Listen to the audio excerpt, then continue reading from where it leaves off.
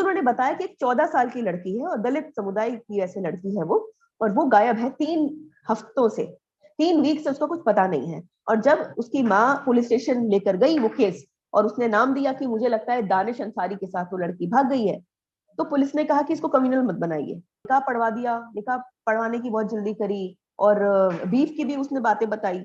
ये भी बहुत कॉमन एक पैटर्न देखने में आता है कि भाई बीफ खिला देना, काऊ का मीट अरेंज करके उसको खिला देना, तो उससे क्या होता है कि वो पूरा कन्वर्जन हो जाता है, आपका पुराना रिलीजन छूट जाता है, ऐसा ये लोग कहकर बताते हैं। उसका सबसे पहले नाम बदलवाना, और जिस भी मस्जिद में ये काम हुआ है वहां पे झूठा एज लिखवाना, यानी 18 साल लिखवा देना, और वो आराम से मौलवी ने भी लिख दिया, कोई कागज नहीं देखे।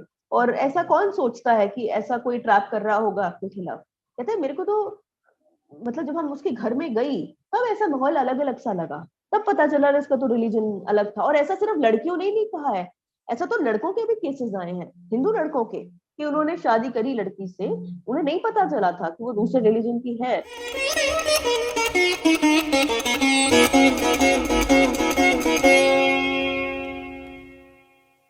लव जिहाद के केसेस हैं, और आपने इसको कवर करना शुरू किया 2013 से। तो आपका ये यहाँ 17-18 से 17-18 से your journalistic career started from 2013, that's what I have heard. हाँ, but I wasn't really covering all this, and So times of what India took में you, तो उस वक्त ऐसी कोई खबर छा भी नहीं सकती थी। तो आपको इस तरफ आने का जो है क्या पुल था, क्या अट्रैक्शन था? लव जिहाद तो उस टाइम पे लोग मानते, अभी भी कहते हैं कि लव जिहाद जैसा कुछ नहीं, ये कंस्ट्रक्ट है, ये एक मिथ है, these are all interfaith marriages that go wrong. तो आपको यहाँ पे जाने के, आपने तो 100 से ऊपर केसेस डॉक्यूमेंट करे हैं, and even in the court you have presented, so you have Yes. Now made it into a documented data driven statistic that yes, these are cases of fraud marriages and religious conversion, जो आपका landmark work रहा है। So what took you on this road to discover that there is something like love jihad? Thanks Tanya for like asking me that. I'm very passionate about that cause because तो मैंने start किया था करना, तो मुझे भी नहीं पता था कि क्या हो रहा है। I mean I just got a case, I really didn't believe it because I had come from that mindset कि ये तो ऐसे ही कुछ ऑर्गेनाइजेशंस कहती रहती हैं, but I saw it with an open mind. ये 2018 की एक्चुअली बात है, और उससे पहले ऐसे केसेस मैंने किए नहीं थे क्योंकि मैं बिल्कुल एंटायरली डिफरेंट चीजें कवर किया करती थी। जैसे मैं कम्युनिटी इश्यूज या म्युनिसिपैलिटी एजुकेशन, इस टाइप की चीजें मैं कवर करती थी, बिकॉज जर्नलिज्म के करियर में आप सब तरीके की बीट्स वगैरह करते हैं। सुल्तानपुरी दिल्ली में एक जगह थी, एक अग्निवीर एक सोशल ऑर्गेनाइजेशन है, इनफैक्ट वो संजीव नेवर ने ही फाउंड की थी। इसी तरीके उसी केस से हम संपर्क में आए थे एक दूसरे के। तो मुझे उन्होंने बताया कि एक 14 साल की लड़की है और दलित समुदाय की ऐसे लड़की है वो, और वो गायब है 3 हफ्तों से, 3 वीक से उसका कुछ पता नहीं है। और जब उसकी माँ पुलिस स्टेशन लेकर गई वो केस, और उसने नाम दिया कि मुझे लगता है दानिश अंसारी के साथ वो लड़की भाग गई है, तो पुलिस ने कहा कि इसको कम्युनल मत बनाइए। इतनी इन्फॉर्मेशन मुझे मिली थी। मैंने उस केस को एक्सप्लोर करना शुरू किया, उसकी लड़की के परिवार से मिली। एक काफी गरीब परिवार है दिल्ली उसका, और मैंने देखा कि वो अकेला एक हिंदू परिवार था, पूरा का पूरा जो मोहल्ला है वो दूसरी कम्युनिटी का है, और दानिश जो है उनके घर के सामने ही रहता था। फिर बात किया तो मुझे बहुत शॉकिंग एक बात पता चली। जो दोनों बहनें थी उस बच्ची की जो भागी थी, उन्होंने मुझे बताया, वो उन्होंने मुझे बताया कि दानिश उनको भी पटा रहा था, उनको भी उसने भागने के लिए कहा था, लेकिन जो लड़की पहले भाग गई वो उसको लेकर भाग गया। फिर और वो तीनों ही नाबालिग थी, एक 17 साल की, एक 14 साल की, और एक 16 साल की। ठीक है, फिर जब ये थोड़ा केस एक्सप्लोर किया तो हमने क्या किया, national commission of schedule caste, हम वहां पर एक केस ले गए, क्योंकि हमको पता था कि पुलिस नहीं कोऑपरेट कर रही है। पुलिस इसको सिर्फ एक किडनैपिंग का मामला देख रही थी, और किडनैपिंग को भी छोड़कर वो कहते हैं इलोपिंग का मामला है। फिर हमने वहां जब हम शेड्यूल कास्ट कमीशन में गए तो उन्होंने फिर कोर्ट नोटिस भेजे पुलिस को। तो आपको पता है वहां के पुलिस चीफ ने, उस एरिया जोन के पुलिस चीफ ने, कुरुवल्ली शायद उनका नाम था, मेरी रिपोर्ट में मेंशन है वो, उन्होंने ये जवाब दिया कि it's not a case of kidnapping, it's a case of eloping. तो उसको नेशनल कमीशन ने वापस लिखा, how can you call it a case of eloping when the girl is a minor. एक नाबालिग को भी आप इलोपिंग का नाम दे रहे हो, इसको ढूंढो। फिर आपको पता है ये बहुत बैक एंड फोर्थ चला था, मैंने रिपोर्ट्स लिखी, कमीशन ने नोटिस भेजे, तो प्रेशर पड़ा पुलिस के ऊपर, पुलिस ने पहली बार इसको जेन्युइन एक पॉक्सो यानी प्रोटेक्शन, वो जो होता है ना, जो चाइल्ड सेक्सुअल असॉल्ट के जो केसेस होते हैं, और एक शेड्यूल कास्ट एट्रोसिटी एक्ट भी लगाया उसके ऊपर, और किडनैपिंग का केस लगाया। क्योंकि माँ तो ये कह रही है ना कि किडनैप्ड है, इलोपिंग की कहाँ से, आप कैसे कह सकते हो इलोप्ड है, क्या आपके पास कोई प्रूफ है कि वो खुद से भागी, और भागी भी है तो वो तो माइनर है। जब ऐसा करके बहुत कुछ हुआ तो 3 हफ्तों के बाद, मैं एक्चुअली भूल रही हूँ कि 3 महीने या 3 हफ्ते, आई थिंक वो 3 महीने था, क्योंकि वो 2018 मैंने केस किया था। उसके बाद जब पुलिस एक्शन में आई तो उन्होंने 3 शहरों में पुलिस टीम भेजी उसको ढूंढने के लिए, यूपी के 3 शहरों में, एक बिजनौर भी था उसमें। ये देखिए कि क्योंकि जहां जहां उनको पुलिस के कॉल के रिकॉर्ड्स मिले वहां वहां पर भेजा, लेकिन ये बिना डंडे के नहीं काम करा उन्होंने। जब वो सुप्रीम उसका कमीशन का डंडा पड़ा तभी इन्होंने किया। इधर मैं रिपोर्ट पे रिपोर्ट लिखे जा रही थी। जब वो लड़की मिली है चंडीगढ़ से, क्योंकि तब तक उसे चंडीगढ़ लेकर चला गया था, फिर लड़की रिकवर हुई, नाबालिग थी, उसका बोन टेस्ट भी कराया, बोन टेस्ट में भी वो नाबालिग ही निकली, सब कुछ हुआ। फिर मैं उस लड़की से मिली और उसके पेरेंट्स से फिर मिली। उस बच्ची ने सब बताया कि उसने मुझे मतलब पहले पटाया, मुझे गिफ्ट्स वगैरह देता था, और वो आदमी की ऑलरेडी शादी हो चुकी है। दानिश अंसारी 32 साल का आदमी है, उसकी शादी पहले ही हो चुकी है। तो मैंने कहा बेटा आप क्यों गए, तब उसकी शादी हो चुकी थी। उसने कहा कि उसने कहा कि वो उसे छोड़ देगा, वो मुझसे ही बस प्यार करता है। ये सब फिल्में देख देख कर सीखते होंगे। मुझे बहुत मतलब ये सब फिर बातें हुई। फिर उसने बताया कि उसने निकाह निकाह पढ़वा दिया, निकाह पढ़वाने की बहुत जल्दी करी, और बीफ की भी उसने बातें बताई। ये भी बहुत कॉमन एक पैटर्न देखने में आता है कि भाई बीफ खिला देना, काऊ का मीट अरेंज करके उसको खिला देना, तो उससे क्या होता है कि वो पूरा कन्वर्जन हो जाता है, आपका पुराना रिलीजन छूट जाता है, ऐसा ये लोग कहकर बताते हैं। और लड़की अगर खाना भी नहीं चाहती, क्योंकि कई केस में क्या होता है कि वेजिटेरियन लड़कियां होती हैं, वो कुछ भी खाने से मना करती हैं, उनको चिकन भी दोगे वो भी नहीं खाएंगी, तो क्या करते हैं कि ग्रेवी बना देते हैं, जैसे सब्जी सी होती है ना, और उसके एक चम्मच खिला देते हैं, कहते हैं कि नहीं ये एक रिचुअल है, आपको मीट नहीं खानी पड़ेगी, बस आप ये ग्रेवी पी लो। ऐसा भी देखने में आता है कई केसेस में। लेकिन ये एक तरीके से एक मार्कर है, एक इसेंशियल कंडीशन है कि ये आपका हो जाएगा। फिर ये सब हुआ, फिर हमने इसके रिपोर्ट्स वगैरह देखी, तब मैंने इस पैटर्न को एक्सप्लोर करना शुरू किया। फिर पहले तो मैंने ना सीरीज ऑफ वो केसेस किए जिसमें माइनर लड़कियां भागी थी, उनके पेरेंट्स ने अक्यूज किया था। तो फिर सारे यही पैटर्न्स निकलने पर आए कि लड़की स्कूल से ही भाग गई, 18 साल से कम की थी, और उसको जाकर सब, और अधिकतर केसेस में वो पहले से शादीशुदा था, और उसको जाते ही उसका सबसे पहले नाम बदलवाना, और जिस भी मस्जिद में ये काम हुआ है वहां पे झूठा एज लिखवाना, यानी 18 साल लिखवा देना, और वो आराम से मौलवी ने भी लिख दिया, कोई कागज नहीं देखे, वो लिख दिया। और अच्छा ये क्या करते हैं कि आधार कार्ड पे एज चेंज करवा देते हैं, कई परिवार ये भी काम करते हैं कि आधार कार्ड पे एज बढ़वा के लिखवाते हैं, ठीक है।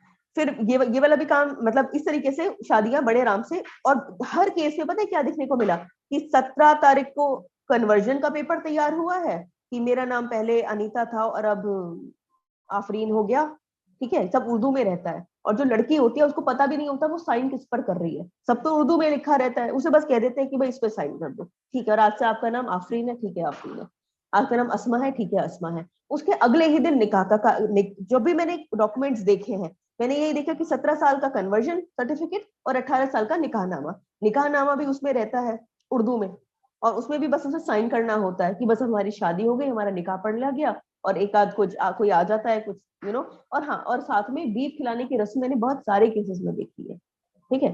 तो ये इस तरीके से मैंने पैटर्न देखा, केस के बाद ऐसे बहुत सारे केसेस देखे।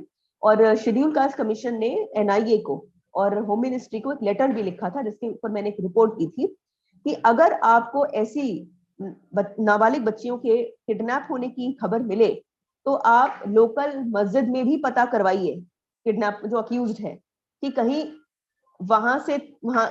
वहीं से तो कोई लिंक नहीं है इस बात का। और ये भी देखिए कि उसके अकाउंट में कोई फ्रेश कोई ट्रांजेक्शन तो नहीं हुआ है, ट्रांजैक्शन, ये सब मतलब लिखा है। देखिए कोई मीडिया ने रिपोर्ट भी नहीं किया, जबकि एक तरीके से सरकारी डॉक्यूमेंट था, इतना इंपॉर्टेंट था, लेकिन लोग इसको मिस कर दिए। उस वक्त लोग करते नहीं थे। जब 2020 नवंबर में यूपी ने वो लॉ लाया ना, एंटी फोर्स कन्वर्जन लॉ, जिसको लव जिहाद लॉ भी लूजली बोला जाता है, तब मीडिया ने इसको रिपोर्ट करना स्टार्ट किया है। उससे पहले मीडिया इसको रिपोर्ट करता नहीं था ऐसे केसेस को। अब तो ये खुला कर लव जिहाद का नाम लेके करते हैं, लेकिन पहले नहीं करते थे। और ये लव जिहाद टर्म का मैं बता दूं तान्या कि ये टर्म कम से कम 10 साल पुराना है, ये केरला से स्टार्ट हुआ था। केरला में जब ऐसे बहुत सारे केसेस आए थे कि जब वहां की क्रिश्चियन लड़कियों को, और हिंदू भी लड़कियां थी, उनको इस तरह फंसाकर, कन्वर्ट कराकर, और बहुत सारी लड़कियां जिहाद में पार्टिसिपेट करने के लिए, इस्लामिक देश का हिस्सा बनने के लिए अफगानिस्तान भी चले गई थी। इनफैक्ट अभी तो कोर्ट केसेस भी चल रहे हैं ना, कि कुछ तीन केसेस हैं, ऐसी लड़कियां थी, इसमें दो हिंदू, एक क्रिश्चियन लड़की थी। तो वो जब इस तरीके से चले गई थी अफगानिस्तान में और इराक में, तो वहां से अब वो वापस आना चाहती हैं, तो लेकिन यहाँ की सरकार उनको वापस नहीं देना चाह रही। तो वो कोर्ट में उन्होंने पिटीशन डाली हुई है, उन लड़कियों की माओ ने, कि भाई मदर्स ने, कि हमको मतलब उनको वापस आने दें। तो ये सब कोर्ट के मामले भी चल रहे हैं। लेकिन जब ऐसे बहुत सारे केसेस दिखाई देने लग गए, तो वो केरला हाई कोर्ट में भी गए ऐसे केसेस, कि आप इसकी जांच करवाइए, हाई लेवल प्रोब करवाइए, सिर्फ लोकल पुलिस स्टेशन तक नहीं। तब लोकल पुलिस स्टेशन ने तब लव जिहाद, क्रिश्चियन ऑर्गेनाइजेशन ने वो टर्म दिया था कि लव जिहाद हो रहा है। लव मतलब लव का बहाना देके जिहाद, कन्वर्जन कराया जा रहा है, उनको रेडिकलाइज किया जा रहा है, इस तरीके से। और ये जो शब्द है, ये कोई हिंदू कम्युनिटी अकेला नहीं यूज करती। जब कश्मीर में एक ऐसा केस आया था जिसमें कि एक सिख लड़की थी, और वो भी इस तरीके से किसी उसने मतलब कन्वर्ट किया था और घर से भाग करके शादी की थी, तो वहां की सिख ऑर्गेनाइजेशन ने प्रोटेस्ट निकाला था, स्ट्रीट प्रोटेस्ट। तो उन्होंने लव जिहाद का नाम लेके निकाला था कि लव जिहाद बंद करो, लव जिहाद बंद करो। तब उन्होंने ये भी कहा था कि कश्मीर में भी वही लॉ आना चाहिए जो यूपी में आया हुआ है। और ऐसे ही सिख जैसे कम्युनिटी है, क्रिश्चियन कम्युनिटी ने तो बार बार वो प्रोटेस्ट निकालते रहते हैं केरला और कर्नाटक में कि लव जिहाद के अगेंस्ट। हिंदू कम्युनिटी करती, तो जैन कम्युनिटी ने भी किया हुआ है। गुजरात में जैन समुदाय के लोगों ने स्ट्रीट पर प्रोटेस्ट निकाले हुए हैं कि हमारी लड़कियों को इस तरीके से ट्रैप करके कन्वर्ट कराया जा रहा है, घर से भगाया जा रहा है, ठीक है। और ऐसे मैंने अभी रिसेंटली कवर किया था, आदिवासी समाज ने भी किया है छत्तीसगढ़ के, उन्होंने भी लव जिहाद का शब्द यूज करके ही वो प्रोटेस्ट किया था। पारसी कम्युनिटी ने आजादी से पहले, जब वो रट्टी बाई का जो केस था, जो जिन्ना से उन्होंने शादी करी थी, वो 16 साल की थी, जिन्ना 40 साल के थे, और जिन्ना के पेरेंट्स से शादी भी हो चुकी थी। तब पारसी प्रेस में भी ये चीज बहुत लिखी थी। तब लव जिहाद का नाम नहीं था, लेकिन उन्होंने ये लिखा था कि लड़कियों को कन्वर्ट किया कराया जा रहा है शादी के नाम पर, प्यार के नाम पर। तो ऐसे बहुत कम्युनिटीज ने इस शब्द का यूज किया है, और बहुत कम्युनिटीज ने इसके खिलाफ बोला है, प्रोटेस्ट निकाले हैं। तो जब ये यूपी में ये लॉ आया है, तो इसका बहुत कम्युनिटीज यूज कर भी रही है, मतलब काफी। और क्योंकि उसकी डिमांड थी, क्योंकि उसकी एक नीड थी, इसलिए बहुत स्टेट्स उसकी बात निकाल भी रही हैं। बल्कि हरियाणा में आजकल बहुत ज्यादा चल रहा है कि आप क्यों नहीं इसको कर रहे हो, क्योंकि वहां निकिता तोमर जैसे केसेस हो चुके हैं। तो 26 अक्टूबर, यानी बस 5 दिन रह गए हैं उसकी एनिवर्सरी, सेकेंड एनिवर्सरी को। 26 अक्टूबर 2020 को निकिता तोमर को जब गोली मारी गई थी हरियाणा में, तो उसके परिवार ने एक पूरा बैनर लगाया था अपने घर के सामने कि Nikita Tomar killed for refusing to convert to Islam by Tauseef. Tauseef नाम के लड़के ने उसको गोली मारी थी। तो ऐसे ऐसे पेरेंट्स बात कह रहे हैं, लड़कियां खुद। अच्छा, जैसे मैंने बताया ना कि पहले मैं माइनर लड़कियों के केस पे किया करती थी, लेकिन जब मैंने बाद में देखा कि बहुत सारी बालिग लड़कियां हैं, बहुत सारी 18+ लड़कियां हैं जो ये सब स्टोरी सुनाना चाहती हैं, आप उनके साथ क्या हुआ। फिर मैंने उनके ऊपर कवरेज करना शुरू करा, उनकी बात सुनी, उन्होंने जो लिखा FIR में, अपने स्टेटमेंट पे, वो सब छापना शुरू किया। तो वो सब, उन्होंने सबका पैटर्न दिखाई देता है कि पहले उसने अपना नाम छुपाया, हमको अपना ही समुदाय का बताया, कई बार अपनी कास्ट का भी बताया, और फिर हमको पटाया। और जब काफी रिलेशनशिप में आगे निकल गए, और हाँ, इन सब केसेस में एक बहुत कॉमन पैटर्न देखने में आता है कि सेक्सुअल रिलेशनशिप बनाते वक्त उसने वीडियो बनाई, बाद में ब्लैकमेल भी किया उसको यूज करके। कुछ पैटर्न जो सब केसेस में दिखाई देते हैं, मतलब ऑलमोस्ट सब में, वो है नाम छुपा के फंसाना, गाय का मांस या गाय के मांस की ग्रेवी खिलाना कन्वर्जन कराने के लिए, और ऑब्वियसली कन्वर्ट करना, मतलब एज एन पुराने जो अपना रिलीजन से जुड़े हुए जो भी कस्टम्स थे उन सबको छोड़ देना, ठीक है, उनके ऊपर प्रेशर करना कि वो सब नहीं होता है। वो सब इसमें पैटर्न में देखने में आते रहे। तो जब ऐसा हुआ तो फिर उन सबसे लड़कियों से बात करी, बहुत सारे केसेस आए। इसमें एक महिला थी, नीतू यादव बागपत यूपी की महिला है। उसने केस किया था अकरम कुरैशी के ऊपर। उसने कहा, पहले तो उसने नाम अपना अक्ष बताया, फिर इसने रिलेशनशिप बनाया, फिर मैं प्रेग्नेंट भी हो गई, और मुझसे ये कहता रहा कि हाँ हम करेंगे शादी, अभी करेंगे शादी। तो उसके बाद फिर उसने एक दिन बताया कि नहीं, मैं एक्चुअली अक्ष नहीं हूँ, अकरम हूँ। तो फिर उसने कहा कि चलो कोई बात नहीं, मेरे को चलेगा। अच्छा, उस लड़की ने बड़ी अजीब सी बात करी, नीतू यादव ने कहा कि मैंने सोचा कि जैसे जोधा बाई अकबर के साथ रही थी मैं भी रह लूंगी। ये सब देखिए, ये फिल्मों से ही आ रहा है ना ये सब चीजें भी। लेकिन जोधा बाई अकबर की तो कहानी as an like it's a fictional tale that is served only for propaganda. जो लोग जोधाबाई अकबर की कहानी मानते हैं वो ये भी मानते होंगे कि वो ऋतिक रोशन जैसा दिखता होगा अकबर, है ना। जबकि अकबर का बुक्स में जो वर्णन होता है it's not of a handsome man at all. So इस तरीके सो फिर उसने कहा कि चलो मैंने आपकी तुम्हारी ये भी कंडीशन मान ली, ठीक है तुम इकरम हो, कोई बात नहीं। तो उसने निकाहनामा और कन्वर्जन सर्टिफिकेट पे साइन करवा दिया। नीतू उसमें भी खुश थी कि चलो, खुश भी नहीं थी लेकिन ये था कि एक्सेप्ट कर लिया उसने। पर जब वो 7 महीने की प्रेग्नेंट थी तो उसे ये पता चला कि अकरम पहले से शादीशुदा है, यहाँ तक कि उसकी पहली वाइफ प्रेग्नेंट है। Then Neetu lost it. She said अब तो मतलब धोखा ही हुआ जा रहा है, अब तो I have nothing in this relationship. And she went to the police station and she filed a complaint. क्योंकि वो 1 महीने पहले उसने फाइल की थी लव जिहाद लॉ आने से पहले, इसीलिए उसमें वो वाला प्रोविजन नहीं रखा गया। लेकिन एक बहुत दुख की बात यह है कि नीतू ने पिछले साल सुसाइड कर लिया, पिछले साल ने इस साल। मैं कॉन्स्टेंटली उसके टच में थी, हमने उसे काफी एस्टेब्लिश करने में हेल्प भी किया था अपनी संस्था के द्वारा, but for reasons I do not know. और मैंने उससे 1 हफ्ते पहले ही बात की थी कि जी कैसी हो नीतू। उसने कहा था ठीक है, उसकी बच्ची है जो हुई थी ना। अकरम जेल में ही था, अभी वो जेल नहीं, अभी जेल में नहीं है, अभी तो बाहर वापस आ गया वो। तो she committed suicide and police ने भी उसका कोई दिया नहीं मोटिव वगैरह। खैर ये सब बहुत ट्रेजेडिक केसेस आए हैं और हम बहुत सारी महिलाओं की तरह मदद भी करते हैं, क्योंकि ऐसी महिलाएं जब ऐसा डिसीजन लेती हैं कि okay we will come out of this abusive marriage where we will trapped only for conversion, तो जब उनके लिए स्टेप लेना आसान नहीं होता, क्योंकि उनके पेरेंट्स अधिकतर केसेस में उनको छोड़ चुके होते कि हमारा तुम्हारा कोई लेना देना नहीं है, तब वो बिल्कुल ही अकेली पड़ जाती है। तो in some cases we have help them start a new life. Thank you so much, Swati ji.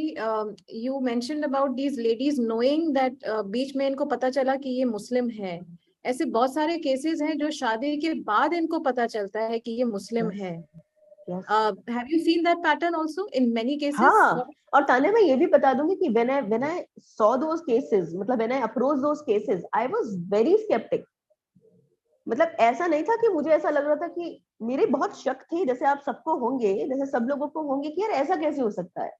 I was definitely very skeptic, but of course I'm not anti-woman, you know, I would like to hear the woman, and I do not believe that, and like women in general will concoct such tales, because it's always difficult for a woman to file those cases unless she's a money swindler, you know, unless she's like a, जैसे कोई कई बार cases आते हैं ना कि serial cases वो file करती है रेप के पैसे ऐंठने के लिए, वो वाले केसेस की बात नहीं कर रही हूँ मैं, उनकी बात कर रही हूँ जो मतलब एक्चुअली उनकी कंडीशन देख के मुझे लगता है कि उसने केस जब से फाइल करा है तब से उसने मुसीबत ही मोल ली है अपने ऊपर।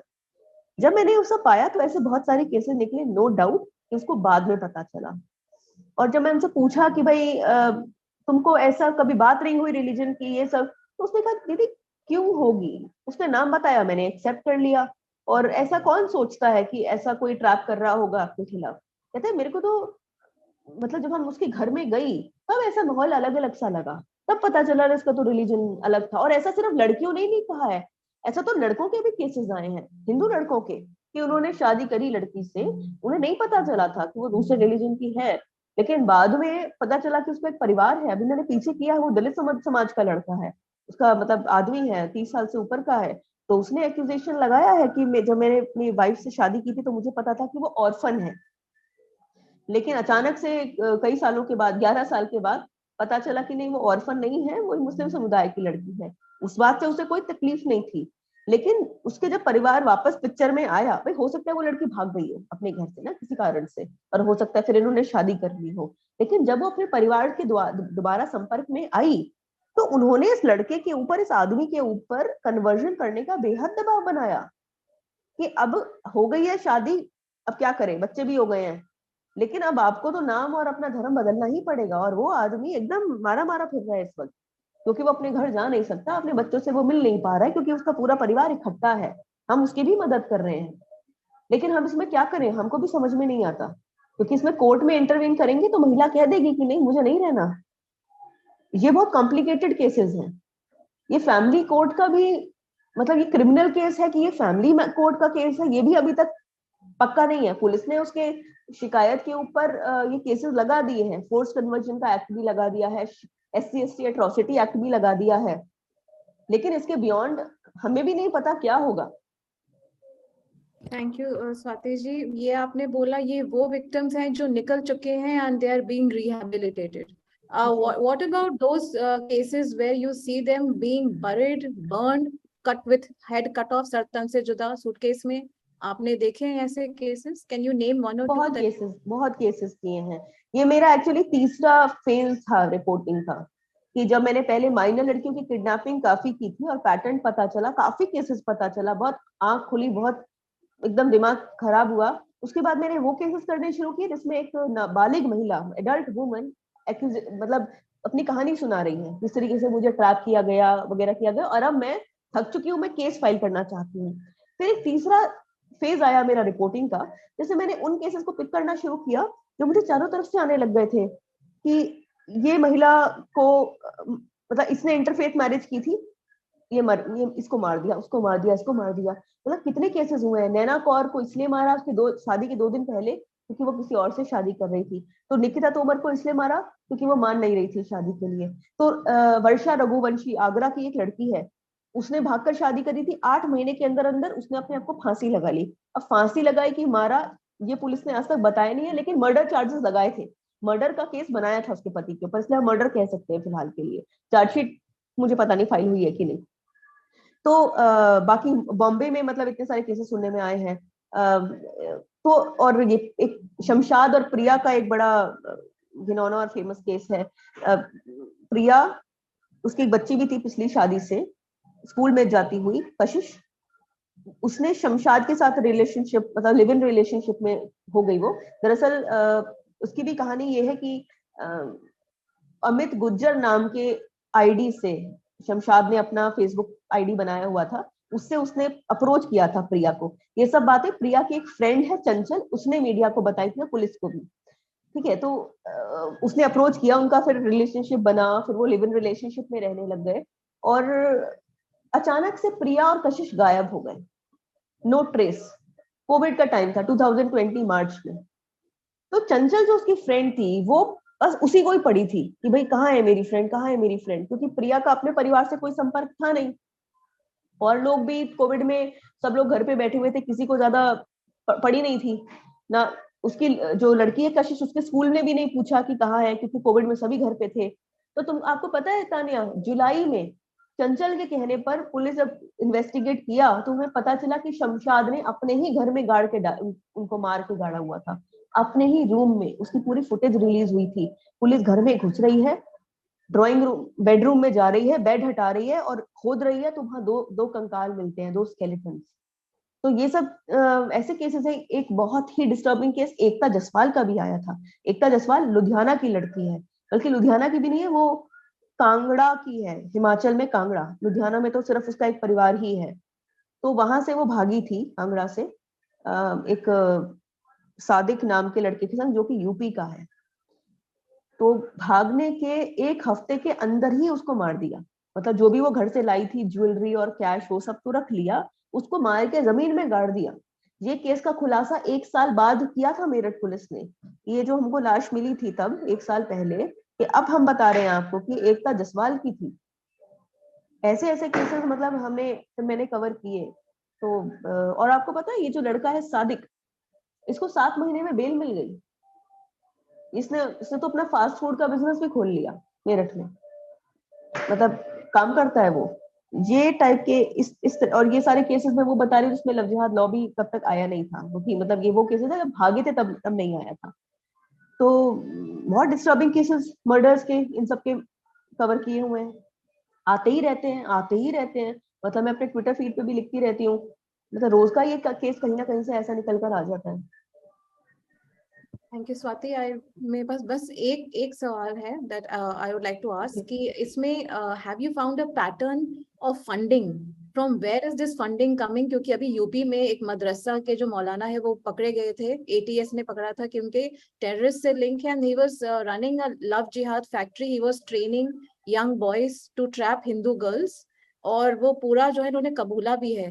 तो इसमें मदरसा, मॉस्क, ये पॉलिटिशियंस, ये फंडिंग आई थिंक शायद हलाल इकोनॉमी में कहीं कंट्रीब्यूट करता ही होगा इसको, पर आपने कुछ देखा है कि फंडिंग कहाँ से आ रही है इन सब चीजों के लिए? देखिए तानिया, पिछले साल जब anti terrorism squad UP police ने बहुत सारी रेड्स की थी और बहुत सारी अरेस्ट भी की थी, जिसमें कलीम सिद्दीकी को भी अरेस्ट किया था, उमर गौतम को भी अरेस्ट किया था, इन सब में पुलिस ने ऐसे खुलासे किए ही थे कि ऐसी बहुत दावा ऑर्गेनाइजेशंस ये लोग चला रहे थे। देखिए ध्यान सुनिएगा, बहुत सारे लोग ऑर्गेनाइजेशन चलाते हैं ये कहकर कि दे आर दावा सेंटर्स।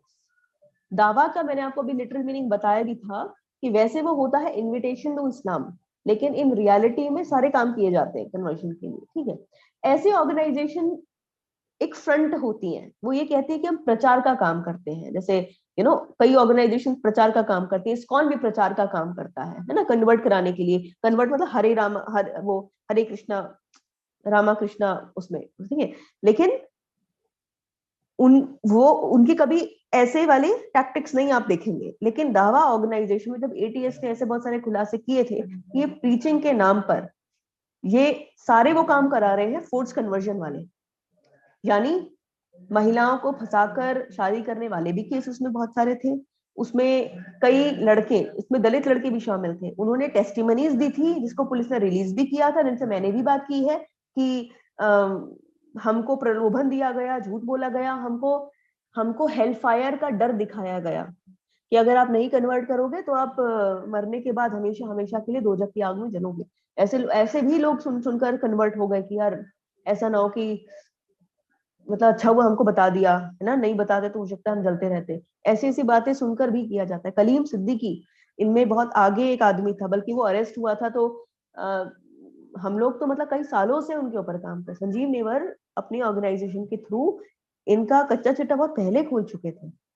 बहुत सालों से लोग बता रहे थे कि वार्न कर रहे थे एजेंसीज को। तो कलीम सिद्दीकी की तो ऐसी वीडियोस हैं, मैंने बहुत शेयर की हुई हैं, इसमें वो कह रहा है कि हम जब कन्वर्ट कराते हैं तो सबसे कॉमन, हमारा जो सबसे इफेक्टिव वे है वो ये है कि हम ये कहते हैं कि आप दोजख का डर दिखाकर हम लोग कन्वर्ट कराते हैं। तो फिर जब ये सब ऑर्गेनाइजेशंस बस्ट की थी पुलिस ने, तो उसमें बहुत सारे पैसे का भी वो निकला था, इनका करोड़ों की फंडिंग इनको आई हुई थी अजीब अजीब सोर्सेस से, और उसका वो ब्यौरा नहीं दे पा रहे थे, कैश भी बहुत सारा निकला था। तो we have all the reason to believe that these sort of activities are well funded. ये तो यूपी एटीएस ने कहा ही है, उसको किसी ने रिफ्यूट भी नहीं किया। ये सब चीजें होती हैं। महिलाएं भी हमको ऐसी चीजें तो कई बार बताती हैं कि वैसे तो वो कमाता कुछ नहीं था, लेकिन उसके पास पैसे तो रहते थे।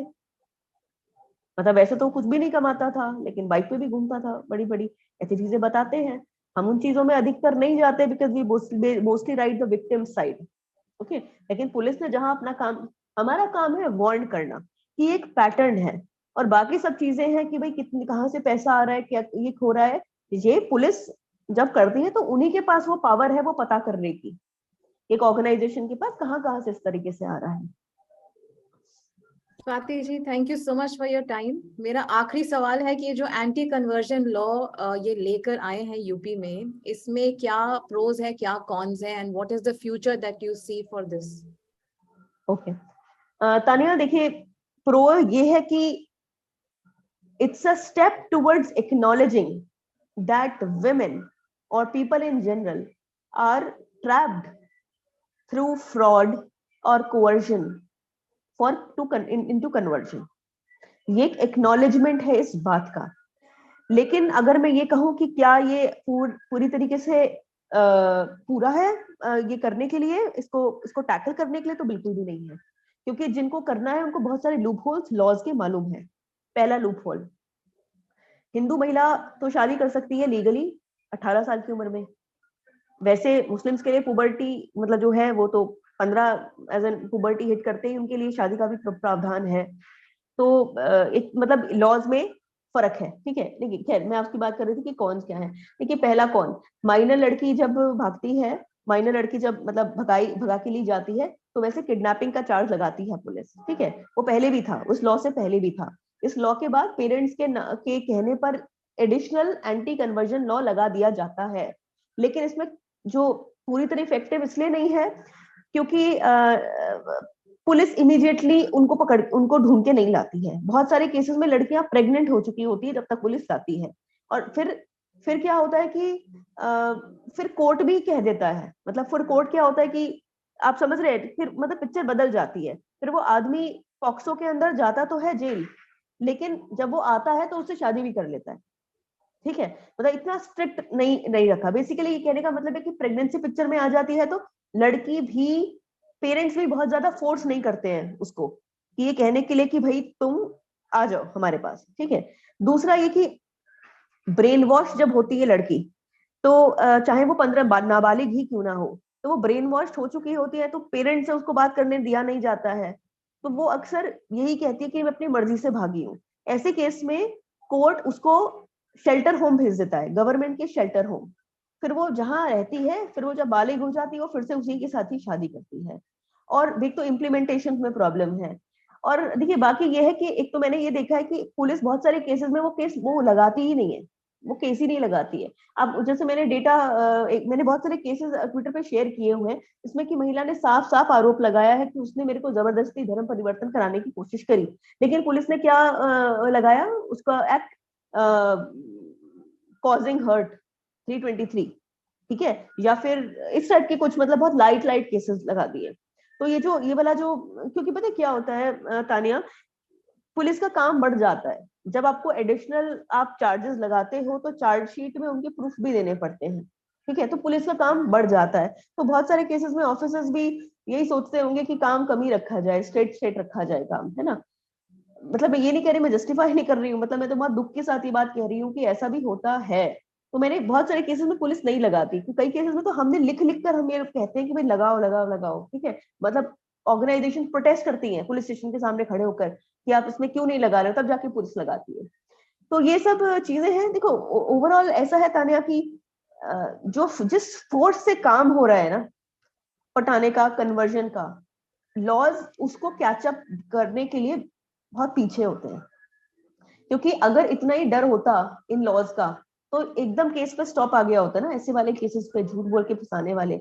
लेकिन किसी चीज पे स्टॉप हम देखते तो नहीं है। और ऐसा तो नहीं है कि लोगों को पता नहीं है कि ऐसा कोई लॉ है, लेकिन लोगों को ये भी पता है कि ऐसा कुछ होगा भी। देखिए जब लोग मर्डर भी कर देते हैं ये सोचकर कि क्या होगा, कुछ टाइम जेल में रहेंगे और फिर बेल वेल हो जाएगी, और फिर पुलिस का काम है प्रूव करना कि हमने मारा है, तो फिर ये इसका तो सिर्फ 3 साल का ही तो प्रावधान है इसका जेल का।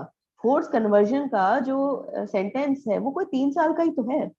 तो इसमें किसको डर है इस बात से। और फिर देखिए ना, सारा काम तो आपका हो ही जाता है, आप पटा भी लेते हो, फिर वो जल्दी से अगर प्रेग्नेंट हो जाती है तो फिर वो आपके पास ही रहती है, कहीं जाती भी नहीं है।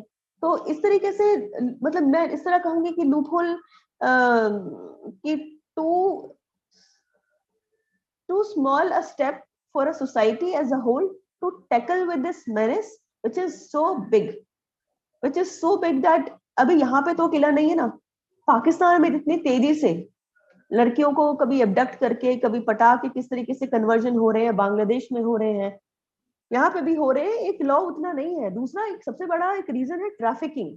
आप भगा के किसी और शहर में ले जाइए तो दो एजेंसीज कोऑर्डिनेट भी नहीं करती हैं स्टेट्स की। मतलब अब यूपी पुलिस का, यूपी की कोई लड़का किसी लड़की को लेकर भागा है कहीं दूर छत्तीसगढ़ या जम्मू में, तो यूपी पुलिस ही जाके उसको पकड़ के लाती है।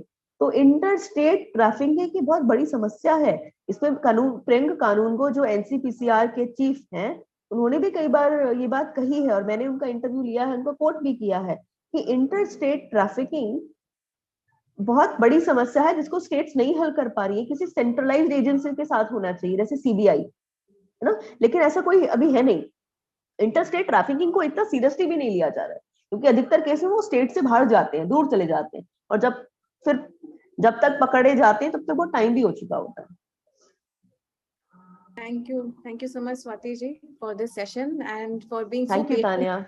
स्वाति जी के एनजीओ सेवा न्याय उत्थान के मैंने लिंक्स डाले हैं चैट बॉक्स में. I request all of you please click on it and please support Swati ji in this. And also her Twitter handle is there जहाँ पे आपको उनके एक्सेलेंट वर्क का अपडेट्स मिलता रहेगा. एंड उनके एनजीओ का तो हमने डाला है, बुक का भी डाला है. Please by the book, is just 101 rupees. And support Swati ji in this endeavor.